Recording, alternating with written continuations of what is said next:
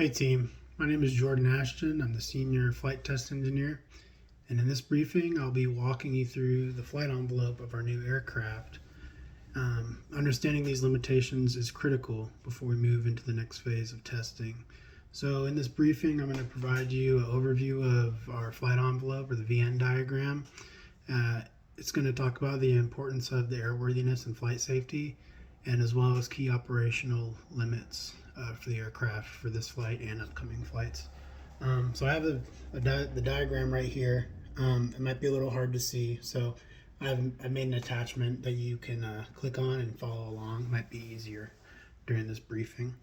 So to understand this diagram, on the x-axis is the calibrated airspeed, the y-axis is the load factor, or the G's as a lot of people call it, and it shows the structural as well as aerodynamic limitations for this aircraft. So the VN diagram plots airspeed versus the load factor, and it helps us visualize safer operating zones and critical zones for the aircraft. It's kind of like a map where the aircraft can fly safely based on both these airspeeds and the loads. So first, the curved line on the left there, that's the stall boundary. And basically what that means is the higher the load factor, there's going to be an increase in stall speed, meaning the airspeed is going to need to be faster in order for the aircraft not to stall. So a big thing that can happen during these is accelerated stalls during high G maneuvers. Like I said, the higher the load factor, the higher the stall speed. So this means like during tight turns, this can cause an accelerated stall if you approach that line. Next on the horizontal lines are the structural G limits. The flat line show the aircraft's load limits.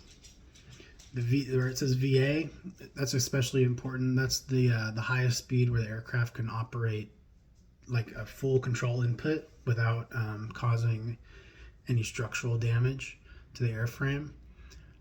Anything above that could be risky and could cause damage to the aircraft. So VA is the max safe speed for a full control input. Staying below VA prevents structural overstress of the aircraft. And then you also see on there the VNE, that stands for never exceed speed, so the max allowed speed for that airframe. Exceeding that means that there is a high risk of failure. And then there's also danger zones that are shaded on the diagram. You can see they're in the upper right and bottom right corners. So VNE marks the maximum speed the aircraft can handle. Beyond this speed, there is a high risk of failure, structural damage, or loss of control. And like I said, the gray shaded zones are where we definitely do not want to go.